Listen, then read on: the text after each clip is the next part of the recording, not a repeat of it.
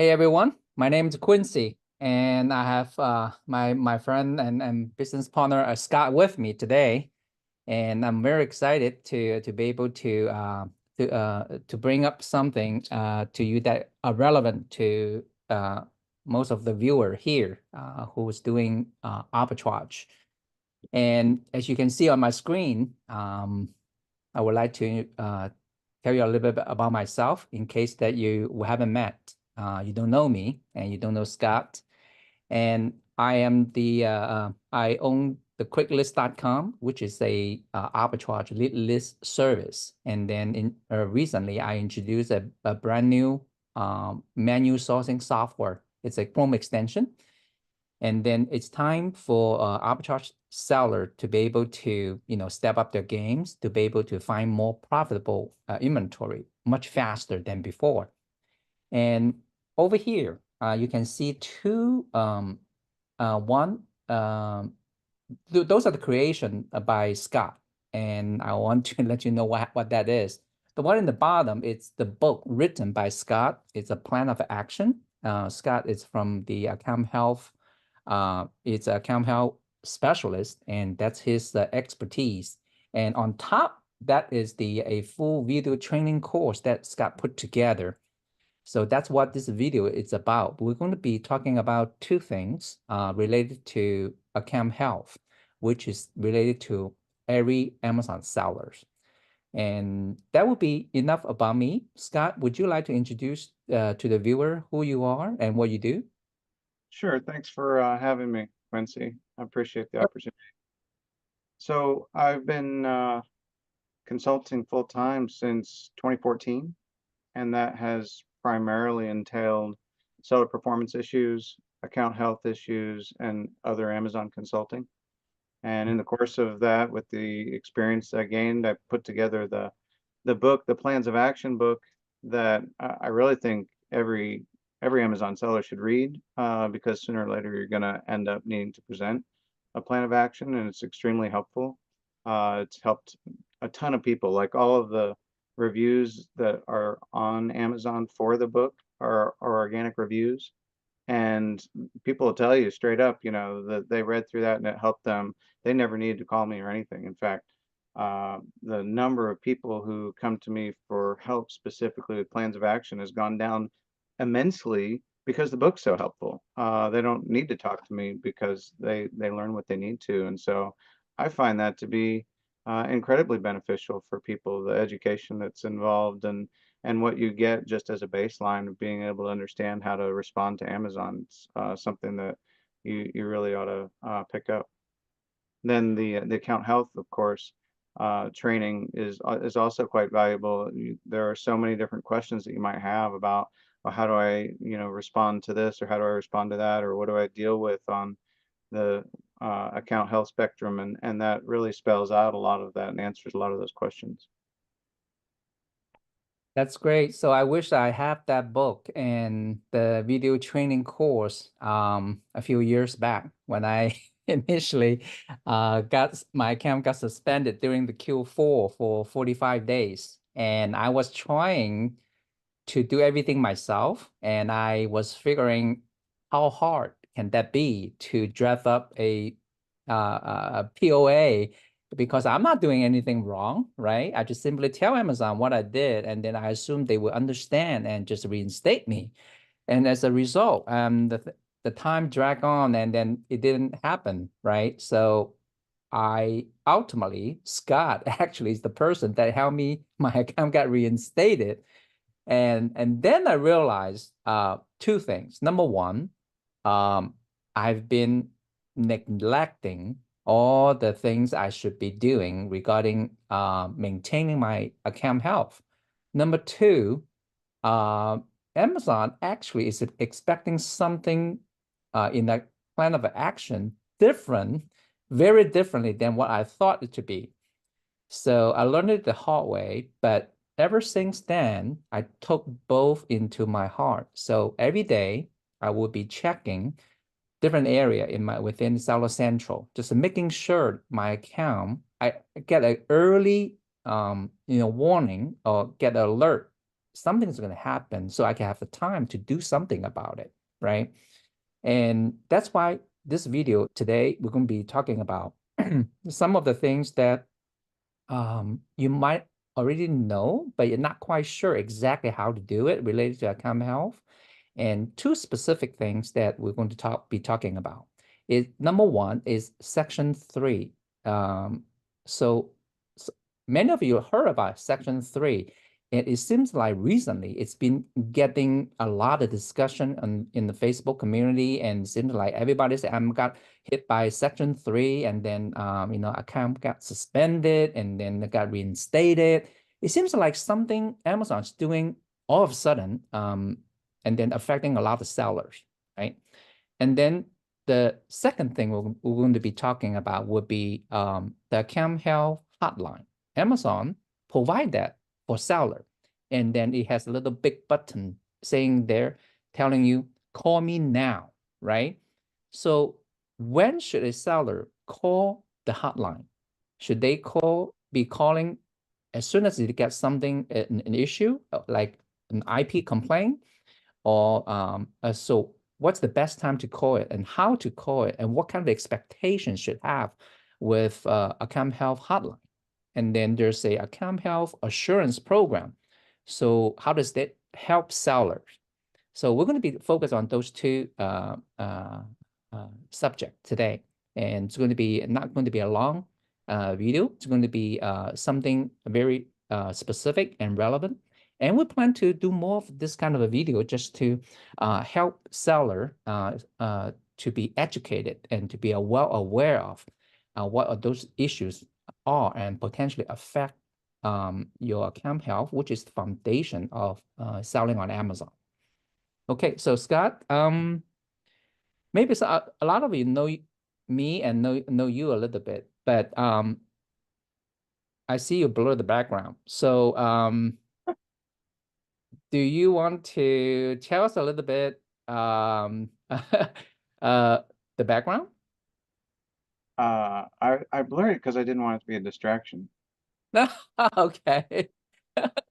So I thought it was unique because it's just kind of a match for what Ecomsellertool, which is Scott is running his service on ecomsellertools.com. And so I thought that was kind of interesting for you to talk about the background. If you feel like you want to leave it that way, then Well, help us. I can unblur it for a second, and then we can Okay, talk. Then it won't be sure. then it won't be a distraction. Is Okay. that better? Oh yeah. So that's pretty interesting background. So Scott, tell us about that. It's basically just a collection, signs Okay. and other things I've picked up that I'd rather keep than sell. So that's like your inventories. I mean, it's not really. I mean, for somebody else, it would be inventory. I mean, I'm the only one who cares about it. So as soon as I die, it becomes somebody else's inventory. It's, For me, it's not inventory, but it certainly could be, you know. Um, but it's like, well, that sign, that's probably only worth $60. There's another sign back there that I paid 600 for. So, you know, it's probably worth 1,000, but to the right buyer, but I still don't think of it as inventory. There's some signs I just like, you know, I get tired of them and I'll do something else with them. And then you know, there's a little plastic piece back.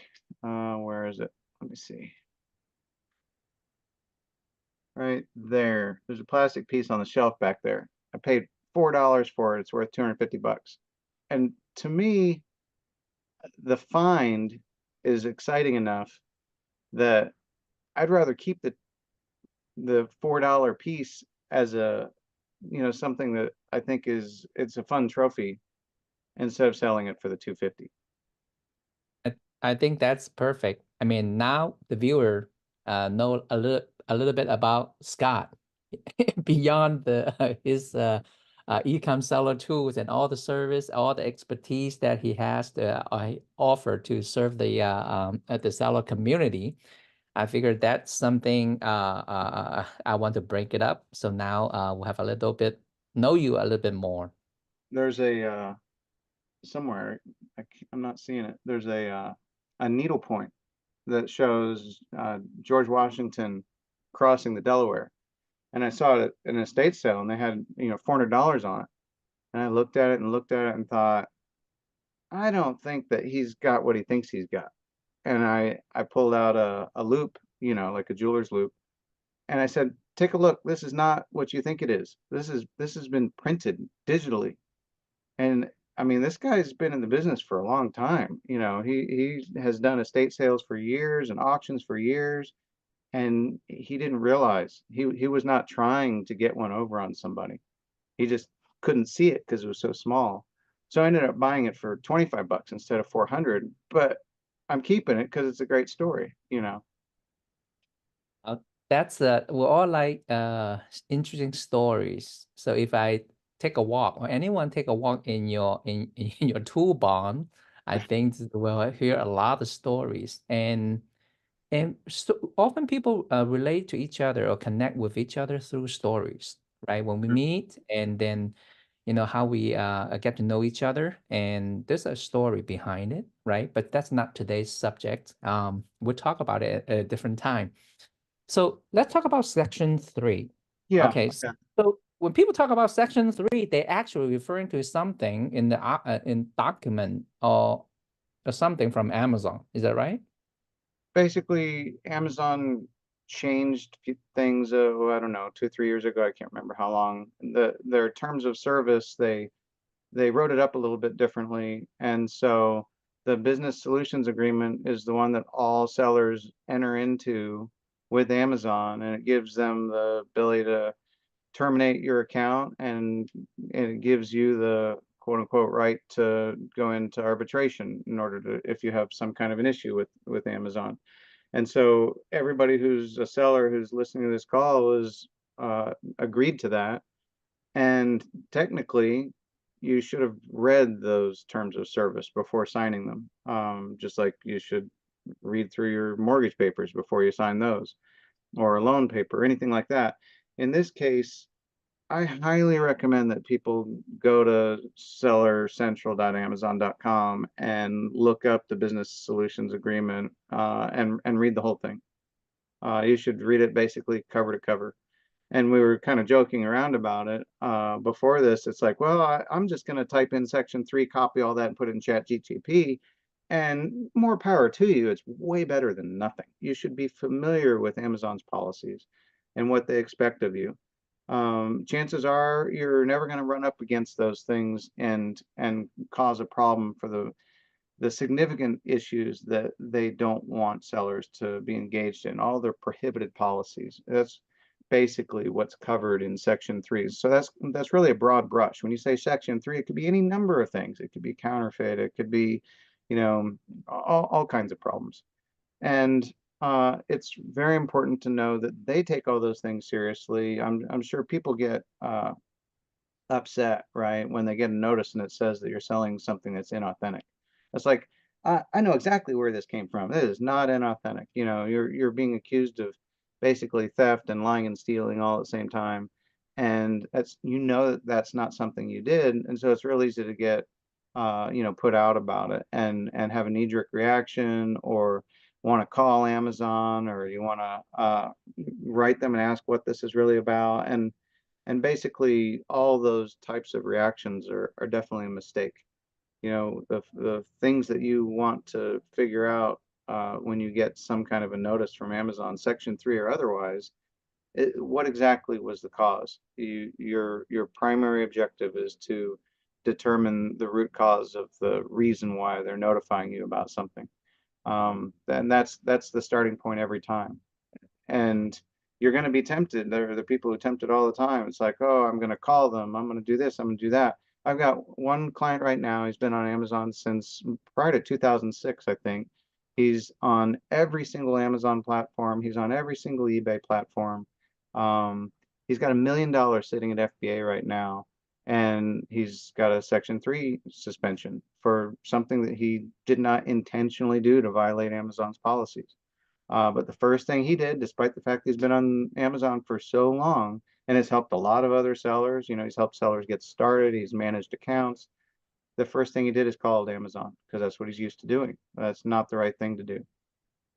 I think you really want to back up and look at the root cause and see what you can do to fix whatever the problem is.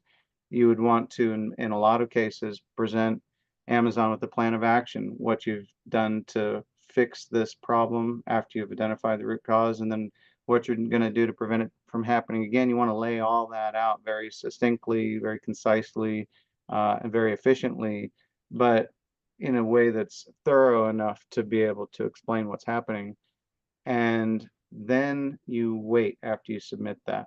You submit your plan of action, and most of the time anymore, the way that you submit it is much different than it used to be. They just give you a box, and you're like, well, maybe it's sufficient to just put a few words into this box or a few sentences or whatever. But more often than not, they're considering that your plan of action. So if you've got an opportunity to give them a full plan, I would do that instead of giving them a few sentences that count against you and won't be sufficient. And so in his case, he got on the phone, called Amazon. They counted that phone call as a plan of action, and which he was just asking questions. So it really that counted against him also. Um, and so you want to be really careful when you're responding to Section 3 or any other type of question that Amazon has for you, a notification that would normally show up in your account health dashboard or in your performance notifications. And so in addition to reading through the business solutions agreement, which I highly encourage you to do, read through what are now, that is the terms of service that governs your relationship with Amazon. Every single day, you should be going to and reviewing anything that's showing up in your account health dashboard. And you should be looking also at your performance notifications. I've noticed a lot of sellers that I've talked to recently, they only go to their account health dashboard. And if they're a new seller, in some cases, they don't even know about their performance notifications. I said, hey, go over here and drop this down. He's like, oh, I've never seen this before. And I'm like, how do you got to pay attention to your performance notifications also. The other thing you need to pay attention to is the email on your account that you've given to Amazon for the purpose of them to send you notifications. Sometimes they send you things in email, or they send you replies via to cases that for some reason, I don't know if it's a glitch or just something wrong with Amazon systems. That correspondence between you and Amazon will only show up in that email and won't show up anywhere in your performance notifications or on your account health dashboard. So that's 3 places you have to check every day. That would be extremely beneficial, especially for arbitrage sellers, to be able to make sure that you're staying on top of your account. So you mentioned about how to react to some of the issue when it kind of have the potential to kind of have suspend your account. So you call. So we're going to get to that a little bit. So the Section 3 that you mentioned, you provided some of the things that arbitrage sellers should be doing every day, right? So regarding Section 3, it's not back in the days that when a few years back when my account was suspended, there's no Section 3 at that point yet, right? I mean, So it didn't exist in that form. okay. So later on, so basically it just so happened recently, a lot of people got affected. It seems like it's something brand new. The Amazon's coming down really hard on seller. Like it happened like from time to time, like in like a wave, right? Something really come up, and then Amazon coming down on the seller on a very specific thing, and then it will fade away, and then until next time it will come up again. And just so happened during that time, it has another issue that people need to pay attention to is checking your inventory to see if any of them are being sold under the brand name of generic, right? So so my team was checking on all the inventory in my account and try to look for that and identify, and then we'll have to remove them, and then so that we not get hit by Amazon. So that kind of a coincide with what happened to the section 3. So give the people the sense that, oh, this may be something new, and it's something Amazon never done it before, and so what should I be looking out for? So based on what you're saying is that it's the same thing that Amazon in the agreement with the seller, they said, here's the things, here's the boundary that you should operate within. And it's up to the Amazon when to come down hard on the seller, or to just let it go and not really enforcing it. So knowing what the Section 3 portion of the Amazon policy entails, and then we'll kind of get the seller themselves educated, and which is always a good thing, right? So that's kind of so not just like, okay, section 3, now the height it's already hit the plateau, and now it's going down, and less cases will will happen, and then you can be lax a little bit. And so that is not the case. It's something that, as a seller, especially the arbitrage seller with so many SKUs, and especially need to do a good job, stay on top of your account health per what you're suggested, right? In those 3 areas. I think it's a real wax and wane type of thing. Amazon goes and fits and starts with these waves of suspensions, and sometimes they happen at certain times of the year, and sometimes there are certain types of things that Amazon is more likely to enforce, and sometimes they get more up in arms about specific prohibited actions or activities, or they are more likely to have a problem when they're cleaning up the catalog, and they go after everything that says generic. But I'm sure you've talked about this in your groups before, and I would go a step further, especially with arbitrage sellers, and I think most of everybody will have heard this, but for the one person who hasn't, make sure that the brand name is correct. You don't want to list against a brand name that is not an exact match for the product that you are selling. And that means the brand name has to be accurate, and if it's suspicious or fishy or whatever in any way, I would definitely consider not listing against that particular listing, because that'll get you in a lot of trouble, especially with IP complaints. Yeah, so that's the one thing I think is easy to do. I mean, every time you find something, you have the profit potential. You want to make sure you do that check for every product, and Definitely. because You of find a that, product and you're so excited about it, and you're looking at the profitability, it's real easy to overlook that and think, oh, you either don't pay attention to it, or oh, you think you can get away with it, and I think it's not worth it. yeah, especially if you're on the product page, you have to kind of scroll down to see what Amazon, displayed what the brand is. If you're using Keepa, and then there's always the information is there. You just have to do your due diligence to make sure you check it. So in the extension that the software that I just introduced, we actually listed out what the brand name is, as well as the manufacturer's name. So sometimes the two are not exactly the same. Like earlier, we have the Hoga. Hoga, the brand is Hoga, but the manufacturer is different, right? So some of the law firm actually come down on people on Hoka, the brand. So we remember that just a while ago. So I think those are the small things that actually, when it's taken care of, can help us to stay out of the issue like that. Now, with Section 3, you mentioned people calling Amazon, right? So specifically in the account health dashboard, there's an account health hotline with call me now button there.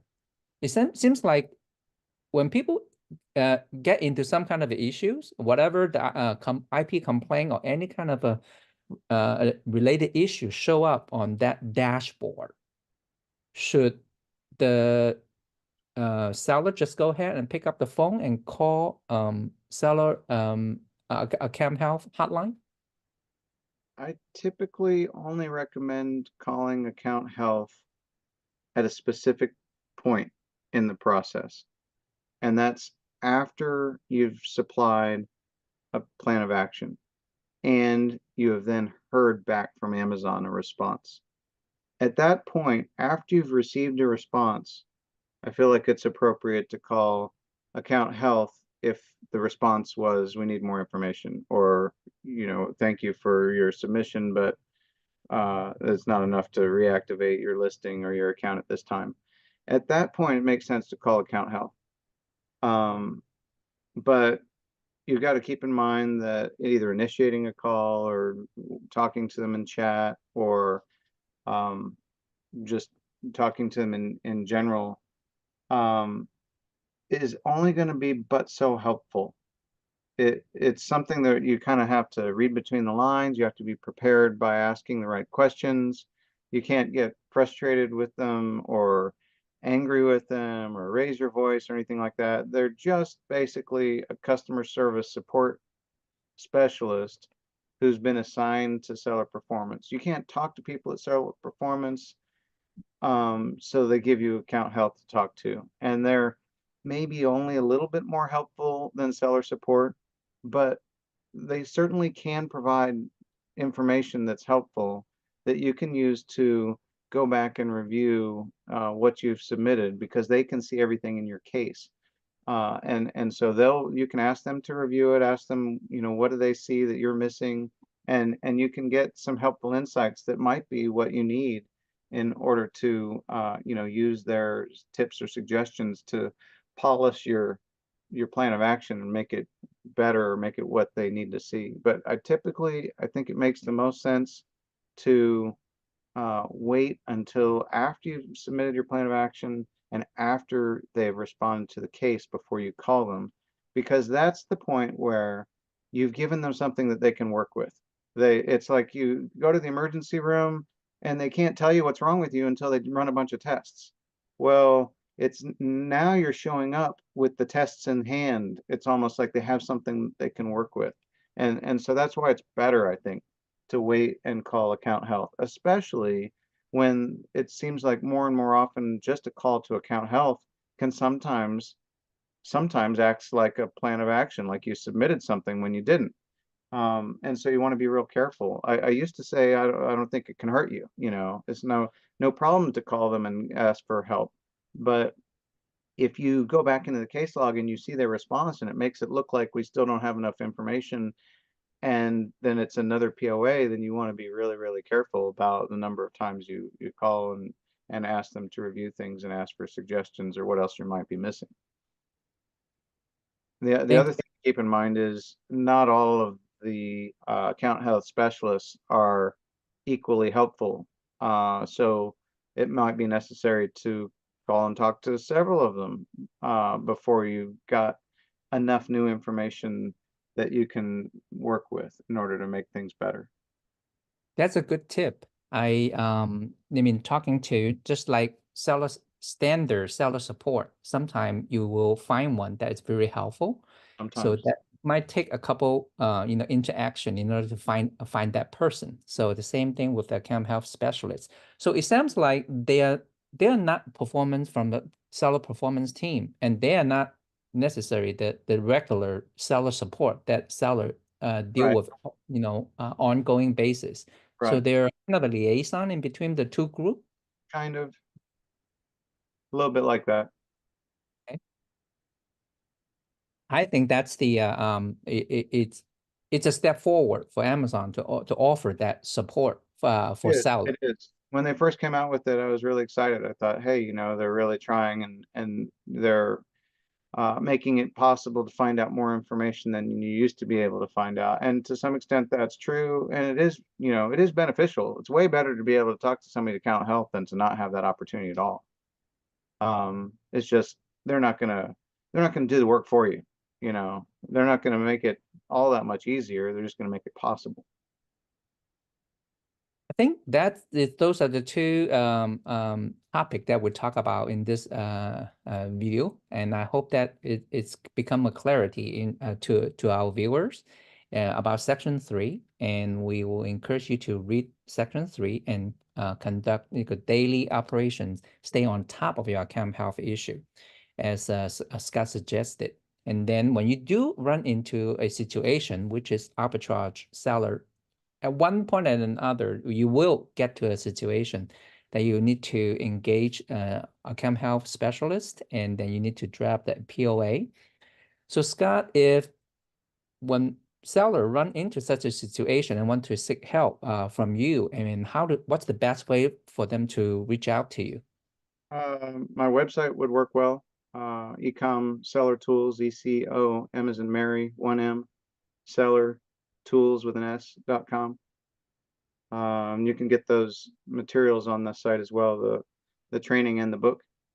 I think the book, everybody, if you got suspended today, you should read the book first before replying. If you need to write a plan of action today, you should read the book before replying if you haven't written a lot of plans of action before.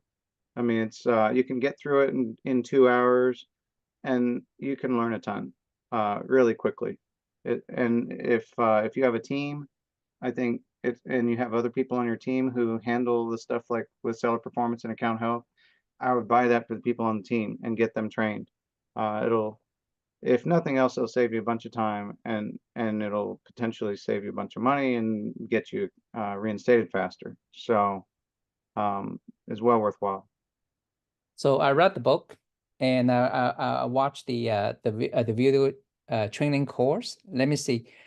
If you are a quick list subscriber, probably if you're not aware of, if you buy the book and read it, you get the benefit, get the knowledge, get the understanding, I will reimburse you the cost of the book. Either you get a Kindle versions or you get it from Amazon, the hard copy.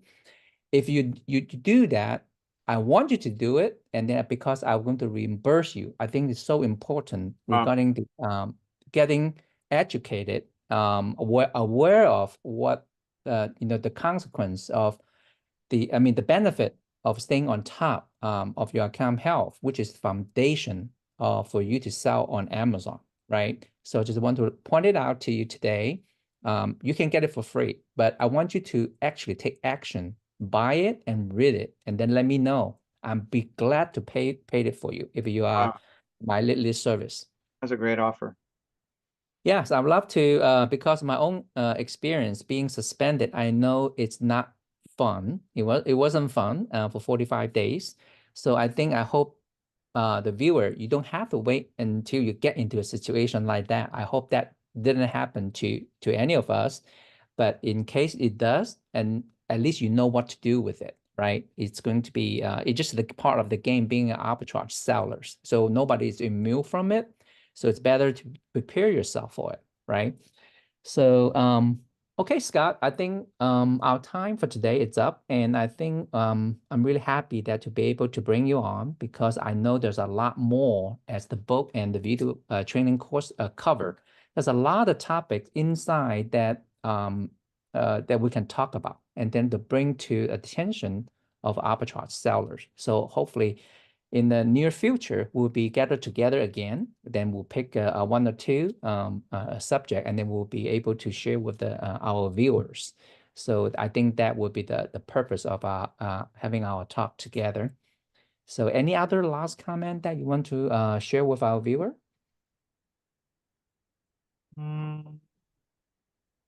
Keep looking for ways to expand as far as other revenue streams. Definitely a good idea to not have all of your eggs in one basket. Multi-income. Yep. Okay. I think that's one way to reduce in case something happen, you're not, I mean, it's not like all it's lost, right? Right. It'd be nice to not lose your account and lose your house, unable to make your mortgage payment. You don't want to be stuck like that. And it's especially starting out, you see a lot of guys get people get over leveraged, and their credit cards are maxed out. I'd be wary of that. There's got to be a better way. Okay, thank you for the tip. All right, everyone. Then thank you for spending the time and watch the video. I hope that it will be beneficial to you. Until next time, me and Scott will be seeing you again. Bye-bye. All right. Thank you very much.